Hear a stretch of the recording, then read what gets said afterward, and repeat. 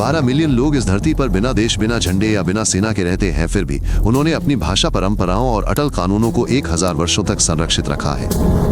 रोमा लोग पूरी दुनिया में फैल चुके हैं, लेकिन अधिकांश लोगों के लिए वे एक रहस्य और श्राप और जादू से जुड़ी कई तरह की कहानियों का स्रोत बने हुए हैं।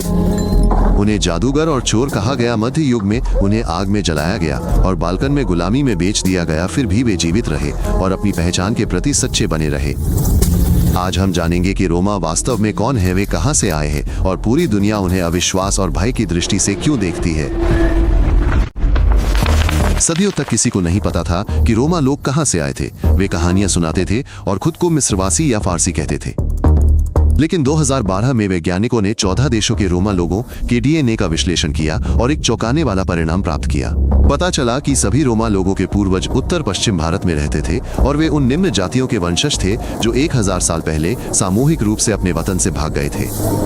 उनकी रोमानी भाषा में आज भी सैकड़ों हिंदी और पंजाबी शब्द मौजूद हैं और रोमा परंपराएं हिंदू रीति रिवाजों और जाति व्यवस्था से गहराई से जुड़ी हुई हैं।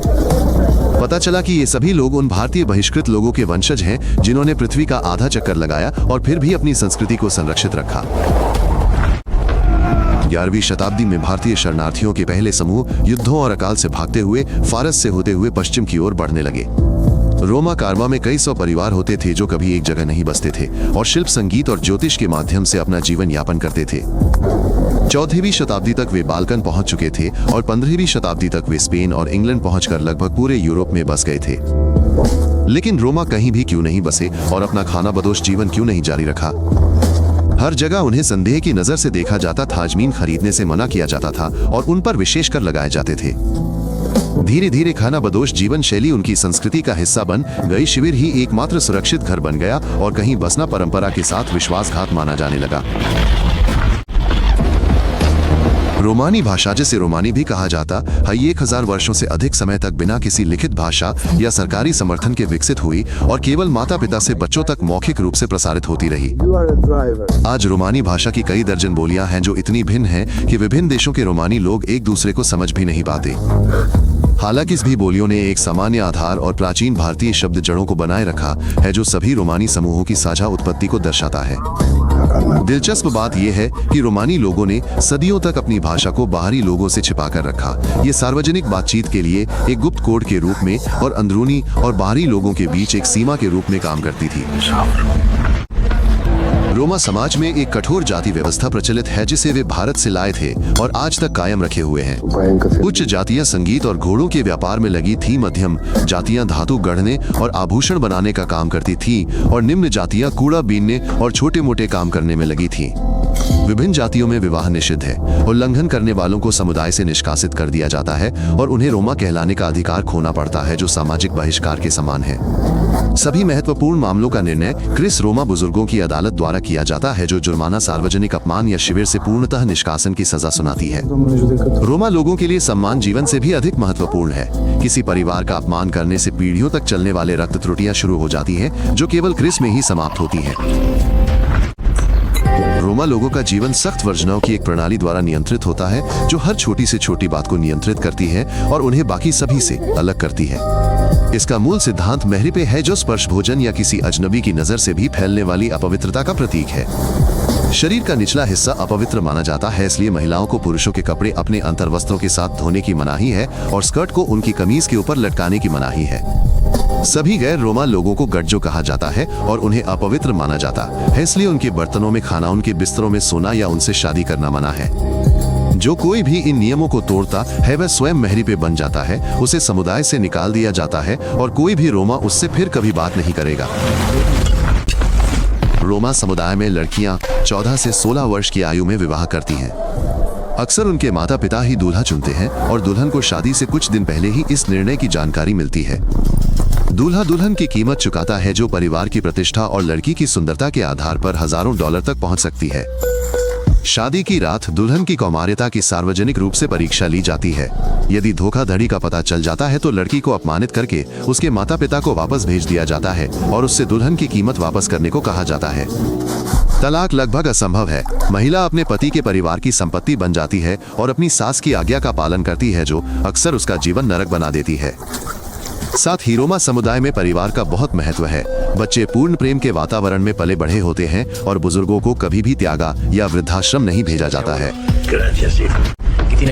जिप्सी भविष्यवक्ता महज एक रूढ़िवादी धारणा नहीं है। सदियों से भविष्य बताना रोमानी महिलाओं का मुख्य पेशा रहा है। वे हाथ की रेखाएं, ताश के पत्ते और कॉफी के अवशेषों को पढ़कर भविष्य बताती थीं, लेकिन उनकी प्राथमिक कुशलता मनोविज्ञान में थी। वे ग्राहक की भावनाओं को तुरंत समझ लेती थीं और उन्हें वही बताती थीं जो वे सुनना चाहते थे। कई रोमानी लोग बुरी नजर और श्रापों में विश्वास करते हैं और बुरी आत्माओं और शत्रुओं के श्रापों से खुद को बचाने के लिए ताबीज और मंत्रों का प्रयोग करते हैं। रोमानी जादूगरों और तांत्रिकों के पूरे वंश मौजूद हैं जो गुप्त ज्ञान केवल अपने बच्चों को देते हैं और इसे कभी भी बाहरी लोगों के सामने प्रकट नहीं करते। जिप्सी संगीत ही एकमात्र ऐसी चीज थी जिसे दुनिया ने बिना किसी पूर्वाग्रह के स्वीकार किया। इसने अपने जोश और उत्कृष्ट तकनीक से यूरोप को मोहित कर लिया। जिप्सी लोग महान वायलिन वादक, गिटार वादक और गायक बने जिन्होंने स्पेन में फ्लेमेंको और फ्रांस में जिप्सी जैज का जन्म दिया। संगीत के अलावा जिप्सी लोग लोहार भी थे जो चाकू और घोड़े की नाल बनाते थे, भालुओं को प्रशिक्षित करते थे और मेलों में सर्कस के प्रदर्शन करते थे। ये पेशे गतिशील थे और कहीं भी किए जा सकते थे, जिससे ये बिना कहीं बसे घुमंतु जीवन शैली के लिए आदर्श बन गए। 1933 में नाजियों ने रोमा लोगों को नस्लीय रूप से हीन घोषित कर दिया और यहूदियों के समान ही उनका सामूहिक नरसंहार शुरू कर दिया। रोमा लोगों को जबरन बंध्याकरण करके सामूहिक रूप से यातना शिविरों में भेज दिया गया, यहाँ तक कि छोटे बच्चों और बुजुर्गों को भी। ऑशविट्स में रोमा लोगों के लिए एक अलग शिविर था जहां 2 दशकों से अधिक समय में 20,000 से अधिक लोग भूखमरी, बीमारी और चिकित्सा प्रयोगों के कारण मर गए। कुल मिलाकर युद्ध के दौरान नाजियों ने 5 लाख से 1.5 मिलियन रोमा लोगों का नरसंहार किया, जिसे पोराजमोस आत्मसात के नाम से जाना जाता है। लेकिन यहूदी नरसंहार के विपरीत रोमा नरसंहार को लंबे समय तक दबा दिया गया। उन्हें कोई मुआवजा नहीं दिया गया और कोई स्मारक नहीं बनाया गया, मानो उनकी मृत्यु कभी हुई ही न हो। बहुत कम लोग जानते हैं कि रोमानिया और मोल्दोवा में 14वीं से 19वीं शताब्दी तक लगभग 500 वर्षों तक रोमा लोगों को गुलाम बनाकर रखा गया था। उन्हें मवेशियों की तरह खरीदा बेचा जाता था, नीलामियों में परिवारों को अलग कर दिया जाता था, बच्चों को उनके माता पिता से छीनकर मठों को दान कर दिया जाता था। रोमा गुलाम जमींदारों की जागीरों में काम करते थे, खानों में सोना निकालते थे और हथियार गढ़ते थे। भागने की कोशिश करने पर उन्हें गर्म लोहे से दाग दिया जाता था और जंजीरों में बांध दिया जाता था। गुलामी 1856 में ही समाप्त हुई, लेकिन रोमा लोगों को कभी आजादी नहीं मिली। जमीन और पैसे के बिना वे समाज के सबसे निचले पायदान पर ही रहे। रोमा लोगों के बारे में सबसे प्रचलित मिथक ये है कि वे बच्चे चुराते हैं। ये डर सदियों से चला आ रहा है और इसका कोई आधार नहीं है। वास्तव में रोमा लोग अपने बच्चों से बहुत प्यार करते हैं और कभी भी किसी दूसरे के बच्चे को नहीं पालेंगे, क्योंकि इससे उनके परिवार की शुद्धता भंग होगी। यह मिथक इसलिए फैला क्योंकि रोमा बच्चे अक्सर किसान बच्चों की तुलना में अधिक स्वस्थ और सलीके से तैयार दिखते थे और उनकी सांवली त्वचा को यूरोपीय लोग संदेह की दृष्टि से देखते थे। एक और रूढ़िवादी सोच ये है कि सभी रोमा चोर और धोखेबाज होते हैं, लेकिन शोध से पता चलता है कि उनकी अपराध दर किसी भी गरीब समूह के समान ही है। समस्या ये है कि रोमा अपराधों को मीडिया में हमेशा अधिक तवज्जो मिलती है, जिससे ये भ्रम पैदा होता है कि पूरी आबादी अपराध में शामिल है। साथ ही ये बात भी निर्विवाद है कि रोमा समुदाय में संगठित अपराध समूह मौजूद हैं जो मादक पदार्थों के व्यापार और वेश्यावृत्ति को नियंत्रित करते हैं।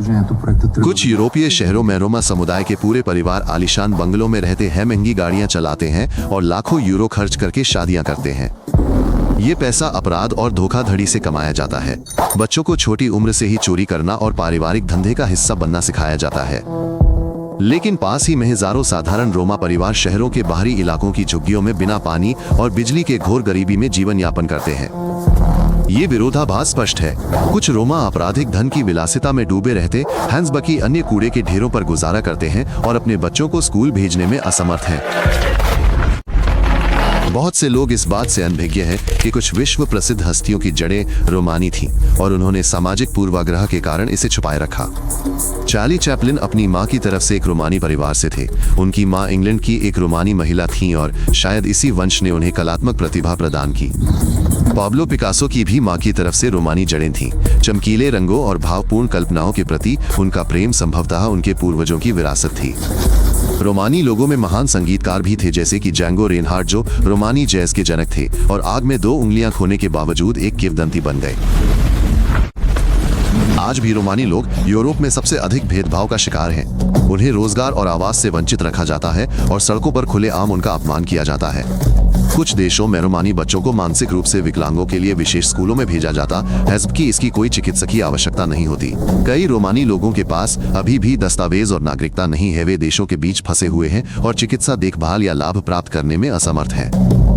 एकीकरण के प्रयास विफल हो रहे हैं क्योंकि रोमानी लोग स्वयं अपनी परंपराओं को छोड़ने को तैयार नहीं है और समाज उन्हें उनके वास्तविक स्वरूप में स्वीकार करने को तैयार नहीं है। ये एक दुष्चक्र है। भेदभाव रोमानी लोगों को अलगाव की ओर धकेलता है और अलगाव इस समुदाय के प्रति पूर्वाग्रह और भय को और मजबूत करता है।